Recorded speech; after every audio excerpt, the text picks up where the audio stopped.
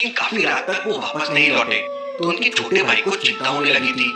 रात भर इंतजार करने के बाद सुबह होते ही सुल्तानपुर के जमीन कानपुर के छोटा भाई अपने आदमियों को लेकर जंगल में पहुंच जाता है। काफी दूर तक जाकर जंगल में ढूंढने लगता है। अचानक देखता है तालाब के नीचे उसका भाई मरा हुआ पड़ा हुआ है। तुरंत दौड़ते दौड़ते जाते हैं। सारे लोग देखकर चौंक हो जाते हैं। मेहुल भी गांव के पासे में था। जब उसे यह खबर मिलती है तो तुरंत जंगल में पहुंच जाता है।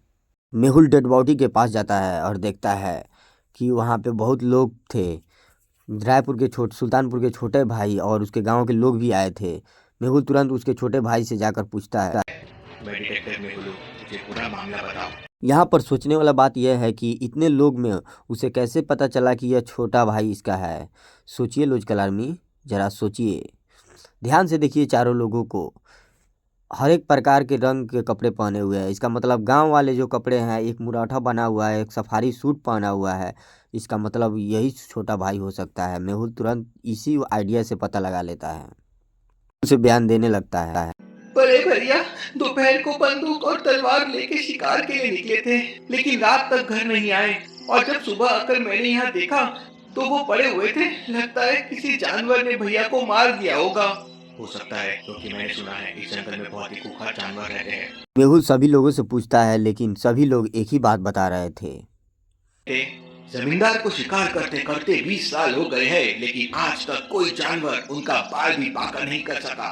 उन्हें जानवर से निपटना अच्छे तरह से आता था, तो कोई जानवर उन्हें इतनी बुरी तरह कैसे मार सकता है। और सोचने वाली बात यह है कि जानवर उन्हें मार के पानी में क्यों फेंक देगा। Interesting, very very interesting. Mehul की नज़र डेड बॉडी पर पड़ती है और उसे पक्का यकीन हो जाता है यह एक मर्डर है। लॉजिकल आदमी मेहुल को क्या ये बॉडी में देख लिया कि उसको पक्का यकीन हो गया कि यह मर्डर हो सकता है। सोचिए सोचिए लॉजिकल आर्मी, जरा अपना माइंड क्यों लगाइए।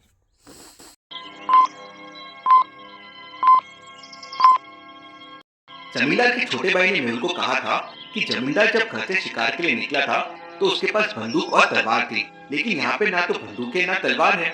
अगर कोई जानवर अपने मुंह में दबाकर बंदूक या तलवार लेके भी जाता तो दोनों में से एक चीज लेके जाता। दोनों चीजें एक साथ ले जाना किसी जानवर के लिए भला कैसे संभव है।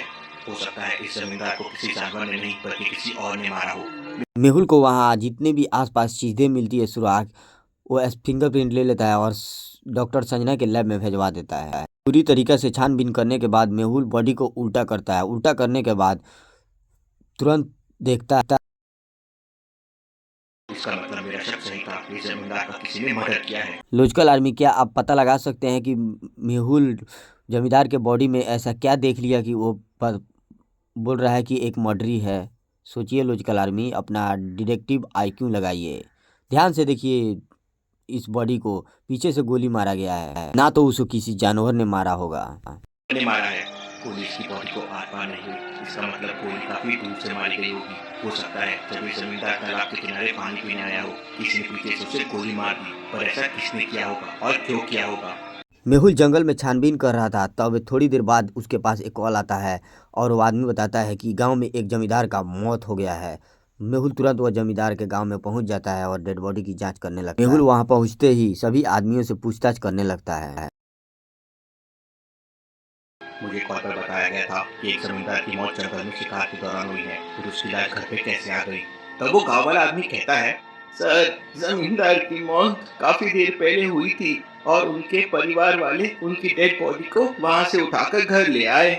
मेहुल कहता है जमींदार का अभी मर्डर हुआ है। लॉजिकल आर्मी, मेहुल को एक क्या देख लिया कि बोल रहा है जमींदार को अभी अभी मर्डर हुआ है। सोचिए लॉजिकल आर्मी, सोचिए।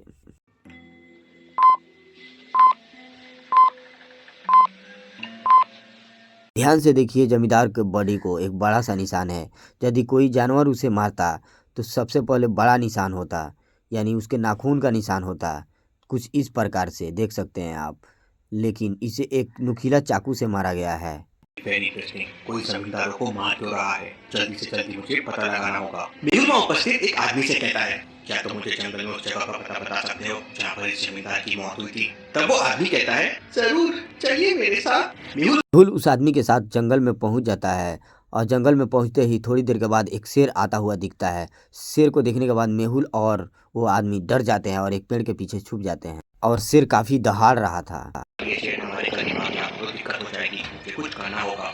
अपने मोबाइल से एक स्पीकर निकालता है और स्पीकर को मोबाइल से कनेक्ट करता है और उसमें कुछ आवाज़ें रिकॉर्ड करता है, मोबाइल उसकी तरफ फेंक देता है, जिसे आवाज़ को खींचकर फिर रिटर्न कर रहा था और वो शेर देखकर उसी का आवाज़ उसी को दहाड़ रहा था और वो शेर डर के मारे भाग जाता है।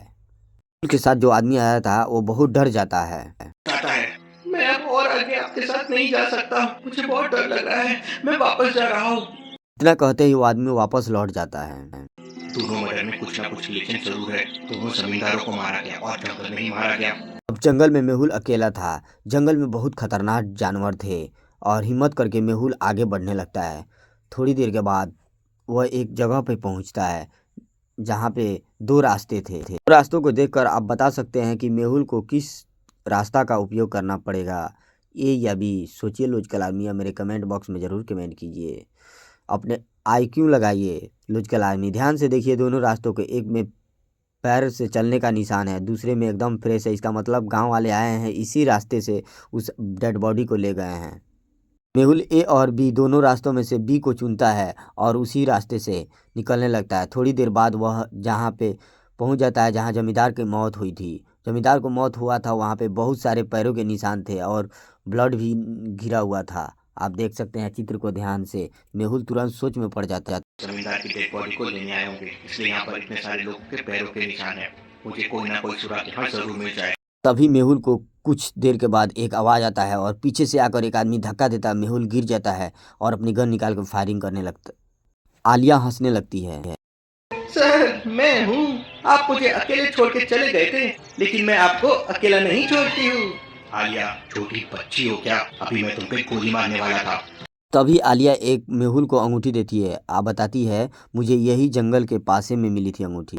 ये अंगूठी तो बहुत कीमती है, जरूर जमींदार की होगी।